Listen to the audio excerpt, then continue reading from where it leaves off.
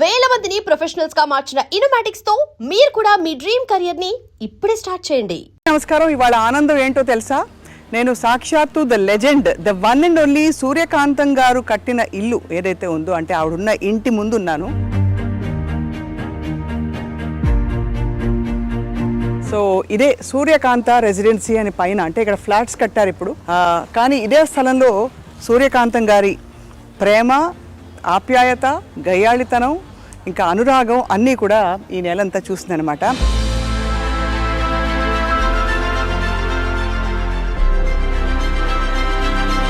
నిజానికి అటువంటి నటి నభూతో న భవిష్యత్. ఎందుకంటే 300 సినిమాలలో వేసిన పాత్రలన్నీ దాదాపు రెప్యుటేటివ్గా ఉన్నా కూడా ఎక్కడా బోర్ కొట్టించకుండా మెప్పించి, అలరించి, మైమరపించిన మహానటి నిజానికి సూర్యకాంతం గారే. సో వారి కుమారులతో మాట్లాడకపోతున్నాం మనం ఇవాళ. అనంత పద్మనాభమూర్తి గారు హోమియోపతి వైద్యులు. కానీ ఇంకొక విశేషం ఏంటంటే, సూర్యకాంతం గారికి గౌరవ డాక్టరేట్ ఇచ్చారు ఒక పాయింట్ తర్వాత. ఆ రోజుల్లో సినిమాకి వచ్చే ముందే, ఆ టైంలోనే మెట్రికులేషన్ వరకు చదువుకున్న తర్వాత she became doctor Suryakantham because of an honorary doctorate conferred upon her అనమాట. సో మరి సూర్యకాంతం గారి జీవిత విశేషాలు తెలుసుకుందామా? అయ్యో అయ్యో అయ్యో అనే ఆవిడ మరి జీవితంలో ఎంత హుందాగా, ఎంత ప్రేమగా ఉండేవారో తెలుసుకుందాం రండి.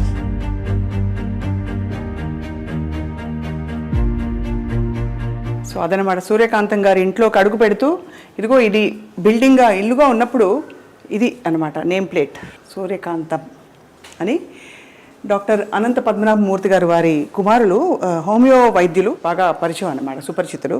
సో వారి ఇంట్లోకి అడుగు పెడుతున్నాం. రండి రండి రండి. నమస్కారం సార్. డాక్టర్ గారు, డాక్టర్ గారు ఇప్పుడు ప్రిస్క్రిప్షన్ రాయబోతున్నారా, అమ్మగారి విశేషాలు చెప్పబోతున్నారా తెలుసుకుందాం. అక్కడ రాగానే ఒక విధమైన కళ, ఫైర్ బ్రాండ్ కనిపించినాయి ఇంట్లో. అయితే మన ముందు సూర్యకాంతం గారు బాబా గారి భక్తులు చాలా అని వినికిడు అనమాట. సో మరిన్ని విషయాలు తెలుసుకుందాం. వీరేమో సూర్యకాంతం గారి కోడలు గారు అనమాట. నమస్కారం అండి. ఇక్కడ హోమియో మందులో వైపు, అండ్ ఇక్కడ ఇటువైపు అంతా అవార్డులు, ఇంకా నవ్వులు, ఆశీస్సులు, పెద్ద పెద్ద వాళ్ళ ఫోటోలు ఉన్నాయి అక్కడ. చక్కని చిరునవ్వు, ఎంత గంభీరమైన పాత్రలు వేసిన, గయ్యాళితనం చూపించిన ఆ చిరునవ్వులో మాత్రం ఏదో ఒక ఆకట్టుకునే అద్భుతం ఉంది కదా. సో చూడబోతున్నాం, తెలుసుకోబోతున్నాం బోర్డు అనే విషయం.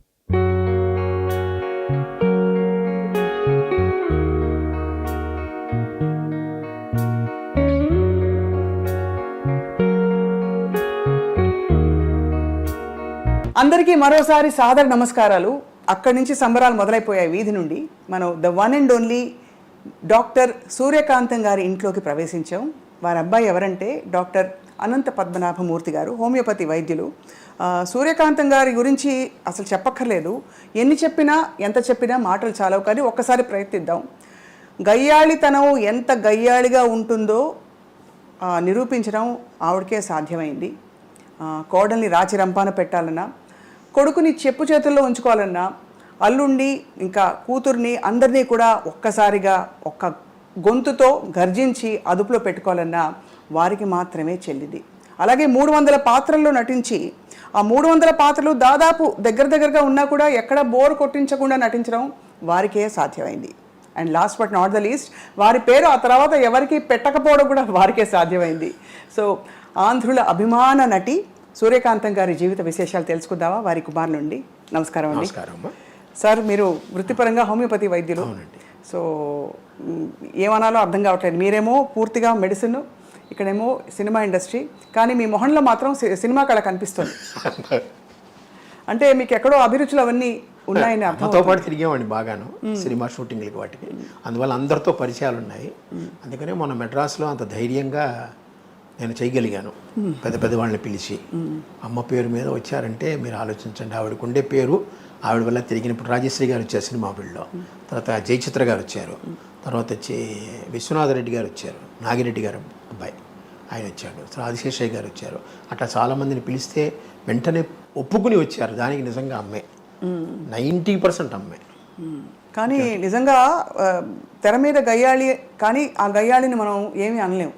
అంత ప్రేమించబడే తత్వం వాళ్ళు అలా ఉట్టిపడేది. ఒకటమ్మా, మా అమ్మ గురించి సినిమా స్టార్టింగ్లో ప్రేక్షకులుగా మీరందరూ తిట్టేవారు, కానీ సినిమా ఎండింగ్లో మీరందరూ మెచ్చుకునేవారు. ఆ సినిమాకి అక్కడే మైనస్ ప్లస్ జరిగిపోతుంది. పైగా మీరు గయ్యాళి అని చాలాసార్లు అన్నారు, అది నాకు నచ్చదు. మా అమ్మ గయ్యాళి కాదు. అవునా? మీ లెక్కలో గయ్యాళి. అవునా? మా లెక్కలో అనురాగ దేవత. మమ్మల్ని చక్కగా చూసుకుంది. నా భార్యను సొంత కూతురులా చూసుకునేది. ఇంట్లో తనే వండేది. మాకు వంట మనిషి ఉంది, ఏదైనా వంట మనిషి చేయాలి. పైపే మెరుగులే, తను చేసినా పైపే మెరుగులే. లాస్ట్లో గరిటి పట్టడమే తప్పేటి చేయలేదు. మా అమ్మ కూర్చొని చేసేది, ఆవిడకి హాబీ అది. చేపల పెంపకము, కుక్కల పెంపకము, వంట ఖాళీ ఉందంటే వంట చేసేది. పైగా వంట చేసి ఇతరులకు పెట్టాలనే ఉంది. ఆ ఇది ఉంది చూసారా, నాకు తెలిసి ఎవరికి లేదు. ఇప్పుడు ఎవరికైనా మనం బయట నుంచి కొనుక్కోవడమో లేదంటే ఎవరి చేత చేయించడమో అలా పెడతాం మనం. కానీ ఆవిడ తను చేసి పెట్టాలనే కోరికతో తను కూర్చొని చేసేది. ఏమేమి వంటకాలు చేసేవారు సార్? ఆవిడ ట్రెడిషనల్ వంటకాలే. పులిహార మెయిన్. జయలలిత గారికి కూడా చాలా ఇష్టం. చాలా వాళ్ళకి ఆదూర్ సుబ్బారావు గారు అనండి, ఎవరైనా సరే. అలాగే దద్దోజనం, అది కామను. తర్వాత ఉల్లిపాయ పులుసులు బాగా చేస్తుంది ఆవిడ. చిన్న ఉల్లిపాయలు వేస్తారు దాంతో, అది 4-5 రోజులు నిల్వ ఉంటుంది. అలాగే మనకి ఆనపకాయ అంటాం చూస్తారు, ఆనపకాయని పొడిచి పొడిచి పొడిచి పొడిచి ముక్కలు చేస్తుంది ఆవిడ. ఆ ముక్కలు చూడడానికి మీకు చేప ముక్కలా ఉంటాయి, పెద్ద పెద్ద ముక్కలు. ఆ పెద్ద ముక్కలు చేసి చేప ముక్కలా ఉంటాయి. అది ఆవిడే ఈ చేప ముక్క తినండి అంటుంది. అది ఫేమస్. ఇలాగ చాలా రకరకాలు ఈ చక్రబాణాలు అంటాను సార్, ఇవన్నీ ఆ పాతకాలంలో ఉండే పేర్లు ఇవన్నీ. అవే ఆవిడ చేసేది, అవే పెట్టేది అందరికి. ఆవిడికి ఆ చివరి దశ వచ్చేటప్పటికి బయట నుంచి కూల్ డ్రింక్స్ కొంటామే చేసింది. కానీ మజ్జిగానే ఇంట్లో తయారు చేయాల్సింది గంగాళంతో. ఎంత చిన్నగా ఎంత గిన్నె ఉంటుందో గిన్నెలో తయారు చేసి పెట్టే, ఎవరు వచ్చినా మజ్జిగ ఇవ్వడం. పూర్తిగా అమ్మ మనసే అయితే. అంతే, అమ్మ మనసే. ఎవ్వరితో పెద్దగా అనవసరంగా కోపం తెచ్చుకోవడం లేదు. అందరినీ నాయన అని పిలుస్తుంది. పైగా ప్రతి వాళ్ళు ఆవిడ చిన్నతనం, నా చిన్నతనాన్ని నేను చూసాను, ఆవిడని అమ్మ, అందరూ అమ్మ అనే పిలుస్తారు. ఇంకోటి అక్క, లేకపోతే ఆ గుండమ్మ కథ వచ్చినప్పటి నుంచి గుండక్క గుండక్క గుండక్క ఫేమస్ అయిపోయింది. అందరూ అమ్మ అని పిలుస్తారు. ఒక్క భానుమతి గారు మటుకు సూర్యం అని పిలుస్తారు. సూర్యం అని పిలుస్తారు చిన్నప్పటి నుంచి. అలాగే కొంతమంది పాతకాలపు వాళ్ళు ఉన్నారు, షావుకార్ గారు అవనండి, నాగేశ్వరరావు గారు అవనండి, వీళ్ళందరూ. ఎందుకంటే ఆవిడ మొగరాయిళ్ళ ఉండేది అని తత్వం వాళ్ళలో ఉందన్నమాట. షావుకార్ జానకి అంజలిదేవి గారు అమ్మ అనే పిలుస్తారు, శారద గారు అమ్మనే పిలుస్తారు. విజయనిర్మల గారు అంటే చెప్పనక్కర్లేదు, ఆవిడ ఏది ఉన్నా సరే అమ్మతో మాట్లాడతారు. చాలా ఆవిడ పర్సనల్ విషయాలు కూడా అమ్మతోనే మాట్లాడతారు. అంటే అమ్మ ఆవిడ దగ్గర. అలాగే జయలలిత గారు, ఆవిడకి అమ్మే. కారణం ఏంటంటే సంజయ్ గారు అమ్మకి క్లోజ్ ఫ్రెండ్. అందువల్ల సంజయ్ గారు పోయినప్పుడు అమ్మ ఆవిడ దగ్గర తీసుకుని చూసుకున్నారు. దాంతో ఆ యొక్క అభిమానం ఆవిడకి చివరి వరకు ఉంది. మీరు హోమియోపతి డాక్టర్ అవ్వాలన్న కోరిక వారిదేనా? ఆవిడ కోరిక. నేను ఎంకామ్ చదివాను మేడం. ఎంకామ్ చదివితే నా బ్యాంక్లో ఉద్యోగం వచ్చింది 1974. ఈ హోమియోపతి 72-73లో డిప్లొమా కోర్స్ ఒకటి ఉంది, అది అమ్మే చదవమని చెప్పారు. ఇప్పుడు డాక్టర్ గాలి బాలసుందరరావు గారిని ఉండేవారు, చంద్రమోహన్ వాళ్ళ మామగారు. ఆయన చెప్పాడు, నువ్వు హోమియో చదువుకో, బాగుంటుంది నీకు. మీ ఇంట్లో వాళ్ళకి కూడా హోమియో చాలా ఇష్టం. ఏదో నా పేరు కోసం నా దగ్గరికి వస్తారే కానీ మీకు అది బాగా పనిచేసింది, నువ్వు హోమియో డాక్టర్ అవ్వు, డిప్లొమా ఉందని ఆయనే చెప్పారు. కుప్పికారని ఒక ఆయన ఉంటే ఆయన దగ్గరికి పంపించారు. ఆయన ద్వారా నేను నేర్చుకున్నాను. 2 సంవత్సరాలు డిప్లొమా చేశాను. తర్వాత నాకు ఆంధ్రా బ్యాంక్లో ఉద్యోగం వచ్చింది. ఆ కాలంలో అంతా 100 వాట్స్ బల్బులు కదా, ట్యూబ్ లైట్లు కూడా లేవు. నేను చెప్పే 72-73లో ఆ వేడిలో ఫ్యాన్ వేసుకోకుండా పొట్లాలు కట్టాలంటే నా వల్ల కాదు. అందుకని మూట కట్టి పటకమే వారేశాను. బ్యాంకులో జాయిన్ అయ్యాను. ఆఖరికి 2000లో నేను ట్రాన్స్ఫర్లు తట్టుకోలేక నేను రిజైన్ చేశాను జాబ్. అప్పటి నుంచి మళ్ళీ హోమియో నాకు జీవితం అమ్మ నేర్పింది. అమ్మ ఆనాడు అంత దూరదృష్టితో ఆవిడ నాకు అది నేర్పించబట్టి ఈరోజు నాకు పెన్షన్ చాలా తక్కువ వస్తుంది. నాకు వచ్చేది 32,000 అంత పెన్షన్. అయినా కూడా నాకు హోమియోపతి వల్ల కొంచెం ఆదాయం ఉంది. అది ఇది కలిపి చక్కగా అందరికన్నా ఈక్వల్ ఒక అప్పర్ మిడిల్ క్లాస్ పర్సనాలిటీగా నేను బతుకుతున్నాను. హాయిగా. అదే అమ్మ నటించిన పాత్రలు అన్నిట్లో అంటే మీరు చాలా షూటింగ్స్కి వెళ్ళేవారా? దాదాపు నేను ఖాళీగా ఉన్నప్పుడు అమ్మ షూటింగ్కి వెళ్తాను. ఇంకా నాకు వ్యాపకం లేదు. నాకు సాధ్యమంత వరకు మీరు ఏమనుకోనంటే ఆ పదం మంచిదో కాదో అని అమ్మ కూర్చుని. అవునా? అదే ఆవిడేం చెప్తే అదే, అలాగే అన్నీ. ఇప్పటికీ ఆవిడ పద్ధతులు పాటిస్తూనే ఉంటాను. పొద్దున్న 4 గంటలకు లేవడం, ఇద్దరం లేస్తాం. తను తొందరగా స్నానం చేస్తుంది, కొంచెం లేట్గా చేస్తాను అంతే. తను 5కే చేసేస్తుంది, నేను 6:30-7 గంటలకు చేస్తాను. అది ఆఫ్ లేట్. నా ఖాళీ అయిన పేపర్లు చదువుకుని లేస్తాను అనమాట. అట్లాగా ఆవిడ పద్ధతులు అన్నీ. భోజనం కూడా పొద్దున టిఫిన్ 8:30కి. అప్పుడు మేము సద్యాన్నం తినడమో, వేడన్నం పెట్టుకుని తినడమో, అన్నమే పొద్దున. టిఫిన్ లేవు ఆ కాలంలో, మాకు టిఫిన్లు లేవు. మా ఇళ్లలో టిఫిన్లు ఉండవు. ఈ బజ్జీలు పూరీలు ఇలాంటివి ఇడ్లీలు ఏమీ ఉండవు. కావాలంటే బయట తినడం ఏమైనా. ఆవిడ అమ్మ పక్కకి బయట ఇష్టం లేదు, బయట తిండి ఏది పడదు. అందుకని అన్నీ ఆవిడే చేసుకుంటుంది, ఆవిడే తింటుంది, ఆవిడే పెడుతుంది. దాదాపు ఒక హీరోయిన్కి రావాల్సినంత స్థాయి గుర్తింపు అమ్మకి రావడం, అలాగే అమ్మగారి పేరు మీదే కొన్ని సినిమాలు అంటే గుండమ్మ కథ లాంటి సినిమాలు టైటిల్ రోల్ ఆవిడే. అవును. సో ఇవన్నీ మీకు అప్పట్లో తెలిసిందా వారి ఘనత ఏమిటి, ఎంత గొప్పవారిని? గొప్పవారికి తెలుసు, ఎందుకంటే అందరూ గౌరవిస్తారు. అప్పుడు నాకు గుండమ్మ కథ టైంలో చాలా చిన్నపిల్లవాడిని నేను, అందుకని అమ్మని అందరు గౌరవిస్తున్నారు, అందరి దగ్గర తీసుకున్న వాళ్ళంతా కుటుంబం. అప్పుడంతా టీం వర్క్ అంటారు చూసారా, ఆ టీం వర్క్ ఇప్పుడు ఉందో లేదో నాకు తెలియదు, కానీ అప్పుడు విపరీతంగా ఉంది. అందరూ వాళ్ళ ఇళ్ళలో ఏమైనా ఫంక్షన్లు పెడితే అందరూ అక్కడ కలవాలి. అందుకనే ఆనాడు మనకి దివిసీమ ట్రబుల్ వచ్చినప్పుడు అంతమంది యాక్టర్లు కలిసి వెళ్ళారు. అవును అవును. మరి అంత టీం ఇప్పుడు దొరుకుతుందా? ఇప్పుడు అందరూ ఎవరికి వారు ఎవరి క్యారవాన్లో వాళ్ళకు ఉన్నాయి. వీళ్ళందరూ చెట్ల కింద కూర్చొని చెట్ల కింద తిని చెట్ల కింద ఉండేవాళ్ళు. మేకప్ రూమ్ ఒకటి ఉంటుంది, వీళ్ళందరూ చెట్ల కిందే కూర్చొని చెట్ల కిందే ఉండేవాళ్ళు. ఎవరి కుర్చీ వాళ్ళది, కానీ భోజనాలు మటుకు అందరివి. చాలా కష్ట జీవితం ఆ రోజుల్లో. అంటే సినిమా ఇండస్ట్రీ అంటే అనుకుంటాం కానీ చాలా నిజంగా, ఎందుకంటే షెడ్ నుంచి బయటకు వచ్చారనుకోండి, ఫుఫ్ అనుకుంటూ వస్తారు, చెమటకి తట్టుకోలేక బయటకు వచ్చి చెట్ల కింద కూర్చునేవారు. ఇప్పుడంతా ఏసీలు గీసీలు పెద్దగా లేవు కదా. అవునవును. ఒక చోట ఏసీ ఉందంటే అందరూ 30 మంది కూర్చునిపోయేవారు లోపల. అలాగా. సో మీరు ఒక్కరే కదా సార్ సంతానం అమ్మకి? అమ్మ ఉండేది. ఒక్కరే పెరగడం మీకు ఎప్పుడైనా అంటే ఎంతో మంది అమ్మ దగ్గర తీసుకుని చదువు చెప్పించారు కదా, అందరితో పరిచయాలు మాకున్నాయి. అందరితో ఎవరు కానీ చాలా అందరికీ కేసరి స్కూల్ మైలాపూర్ చూసారా, అందులోనే మాకు సంబంధించిన వాళ్ళు అందరూ. మీరు అమ్మ చిన్ననాటి సినిమా షూటింగ్ జ్ఞాపకాలు ఏమైనా గుర్తుంటే పంచుకోగలరు? ఎందుకంటే మీరు అంటే మా అందరికీ లెజెండ్స్ అని కనిపించి అసలు ఊహించుకోలేము. అటువంటి వారితో వారి మధ్య మీరు పెరిగారు.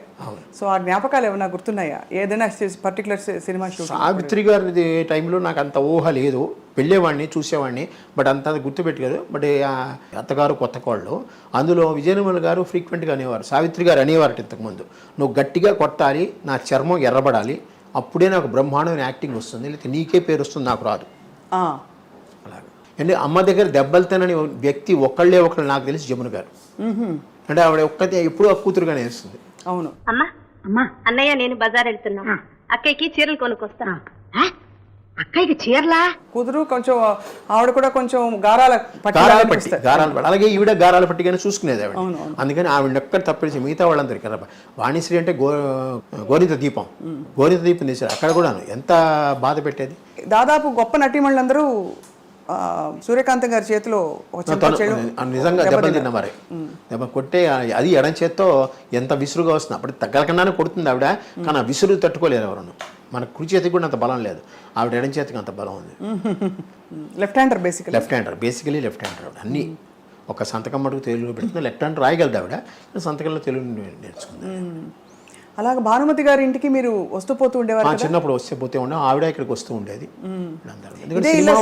ఇదే ఇల్లు, ఇండిపెండెంట్ హౌస్. అప్పుడు ఇండిపెండెంట్ హౌస్. అమ్మగారు ఎప్పుడు కట్టించారు? 1956లో మేము చిన్న ఇల్లుగా కొన్నాం అమ్మా. ఇది యాక్చువల్గా స్పేస్ ఎక్కువగా ఉంది, కొనుక్కుని అప్పుడు మేము మెల్లిమెల్లిగా డెవలప్ చేసుకున్నాం, పక్కన గదులన్నీ వేసుకుని. 1956లో మేము వచ్చాము ఇక్కడికి. అమ్మ పోయేంత వరకు ఇది ఇండిపెండెంట్గానే ఉంది. అమ్మ ఫస్ట్ సంవత్సరీకాలు కూడా ఇక్కడే జరిగాయి. హౌస్ ఒక ఇండిపెండెంట్ హౌస్. దాని తర్వాత ఇది ఇచ్చారు డెవలప్మెంట్కి. అమ్మగారి నటన చూసి మిగతా వాళ్ళు సహ నటీనటులు ఏమనుకునేవారు? అంటే ఎందుకంటే అంత సహజంగా నటిస్తారు, ఇలా స్క్రీన్ మీదకి రాగానే ఆవిడ బాడీ లాంగ్వేజ్ అంతా నాకు తెలిసిన బాగా వచ్చింది. నాకు తెలిసినంత వరకు చాలా మంది నువ్వు కొంచెం తగ్గితే నేను మాట్లాడతాను, నాకు వినపడుతుంది అన్న ఫీలింగ్లు నేను విన్నాను. అంటే ఎలాగా? ఎందుకంటే ఈవిడ వాగ్దాటికి కొట్టిపారేస్తుంది అనమాట, ఏదొచ్చినా కూడా. ఆ సీన్లో ఈవిడే డామినేటింగ్. ఆ సీన్లో ఇంకోళ్ళకి రావాలంటే గ్యాప్ ఉండదు. పైగా ఈవిడేం డైలాగులు కొత్తగా చెప్తుంది, మీరు రాసిన డైలాగులు కన్నా కొత్తగా చెప్తుంది. పైగా డైరెక్టర్ ఆవిడ వదులుతాడు ఏదైనా, అంటే కొంచెం ఇంప్రూవైజేషన్ చేసుకోవడం. అది బాగుంది చేసేయమంటాడు. అందుకనే చేసే. ఇప్పుడు చాలా మంది చక్రపాణి గారు లాంటి వాళ్ళందరూ అమ్మ చెప్పడం ఏంటంటే, చాలా మంది ఆత్రేయాత్రిగా ఆవిడికి డైలాగులు ఎందుకే 2 ముక్కలు రాస్తే మిగతా అంతా చెప్పేస్తుంది. ఇటు వచ్చి ఆ క్యారెక్టర్ పేర్లు చెప్పాలి, క్యారెక్టర్ పేర్లు చెప్తే ఆవిడ ఆ ధాటిలో కొట్టుకుని వెళ్ళిపోతుంది. మా అందరికి పదే పదే మళ్ళీ మాట్లాడేది అదే, ఏవే టిఫిన్ చేసావా? ఆ పిలుపులోనే ఉందమ్మా, అది ఒక విధమైన అథారిటీ కాకుండా ఆప్యాయత కూడా అందులో ఉంది. అవును, అథారిటీ ఆప్యాయత రెండూ ఉండి అంటే ఒక్కొక్క మూమెంట్ లో ఆవిడకి ఏమన్నా మళ్ళీ ఆవిడ సింహం కంటే తగ్గిందంటే తెర మీద అది చూడలేరు, ఎవరు తట్టుకోలేరు. సూర్యకాంతం గారికి ఎవరికైనా ఏదైనా అవ్వచ్చు, కానీ ఆవిడకి చిన్న ఈగ కూడా అది చెప్పాను. ఆప్యాయత లాస్ట్ లో వచ్చేస్తుంది, మీ అందరికి అభిమానం. పైగా ఇప్పటికీ మన ఇంట్లో పిల్లలతో సహా ఎవరైనా చూశారంటే అమ్మ వచ్చినప్పుడు ఉండే ఫీలింగ్స్ మిగతా వాళ్ళ మీద పెద్దగా కలగదు. అది నేను మొన్న కాకినాడ వెళ్ళాను చూడడానికి. అంటే కాకినాడలో కూడా ఒక ఫంక్షన్ చేద్దామని ఒక ఐడియా. అక్కడికి వెళ్ళినప్పుడు అందరూ ఇంత ఎలా చూశారంటే నేను ఎవరో వాళ్ళకి తెలీదు, నాకు కాకినాడకి సంబంధం లేదు, చిన్నప్పుడు ఇప్పుడు పుట్టాను అంతే తప్పితే. కానీ వెళ్ళిన వెంటనే అంత అభిమానం, అమ్మ సూర్యకాంతం గారు మేము చేస్తాం, మేము చూస్తామని ముందుకు వచ్చినారు చూసారా. అంత ఒక చిన్న సైజు ప్రభావం, 40-50 మంది వచ్చారు నా దగ్గర కంటే, మీరు ఆలోచించు. అబ్బా, అందరూ పెద్ద పెద్ద డాక్టర్లే. అవును, ఆ మెమరీస్ అలాంటివి. ఆ మెమరీస్ అలాంటివి. పై 30 ఏళ్ళు అయిపోయిన తర్వాత ఇప్పుడు చాలామంది అంటారు అమ్మగారికి పద్మశ్రీ రాలేదు మీకు ఏమన్నా, నాకు దాని మీద సంబంధం లేదు. 30 ఏళ్ళు అయింది ఆవిడ పోయి. ఇప్పటికీ ఆవిడ గురించి ప్రజల హృదయాల్లో చెరగని ముద్ర. అది పద్మశ్రీ వల్ల రాదు, అవును, ఊరికే పక్కన నేమ్ బోర్డు పక్కన పెట్టుకోవడానికి ఒక డిసిగ్నేషన్ లాగే అది. అవును.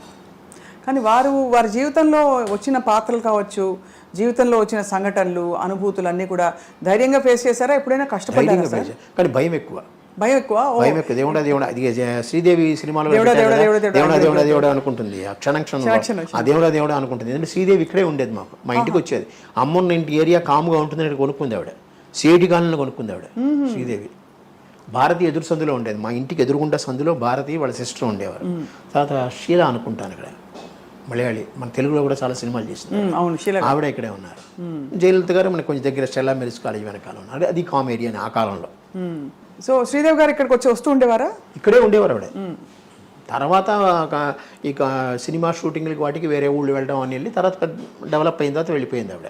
ఇక్కడ ఆ ఇల్లు అలాగా ఖాళీగా తాళం వేసుకుంది. ఏ ప్రోగ్రామ్ ఉన్నా ఏదైనా సరే ఇంట్లో ఫంక్షన్ జరిగిందంటే అందరూ వస్తారమ్మా. అలాగే మేము కూడా కొన్ని చోట్లకి వెళ్తాం ఖచ్చితంగా. ఛాయాదేవి గారు ఫ్రీక్వెంట్గా వస్తారు. రావడమే బయట నుంచే ఆ తలుపు తెరవక ముందే ఆవిడ గొంతు స్టార్ట్ అవుతుంది. ఓహో, ఛాయాదేవి గారు ఆవిడ చాలా అసలు ఆగదు, ఆవిడ ఆగదు. అమ్మ ఛాయాదేవి గారు బాగానే ఉండేవారు. అంటే ఒక విధంగా మా ఫ్యామిలీలో అమ్మ ఆవిడ కూర్చుంటే అమ్మ తక్కువ మాట్లాడేది, ఆవిడ ఎక్కువ మాట్లాడేది. హేమలత గారు అలా కాదు. హేమలత గారి ఇంటికి మేము వెళ్ళేవాళ్ళం, మా ఇంటికి ఆవిడ వచ్చేది. వాళ్ళ అబ్బాయి శరత్ ఉన్నాడు, నా క్లోజ్ ఫ్రెండ్ అతను. ఆ శేషగిరిరావు గారు హస్బెండ్ ఉన్నారు, వాళ్ళతో కూడా చాలా సత్సంబంధాలు. ఏది వచ్చినా ఖాళీ ఉన్నారంటే కాంతం అంటూ వచ్చేసేది అనమాట. ఏం చేస్తున్నావు, మా వంటకాలను వెలవ చేయవలే, మీ వంటకాలు రుచి చూపించలేదు ఆవిడ.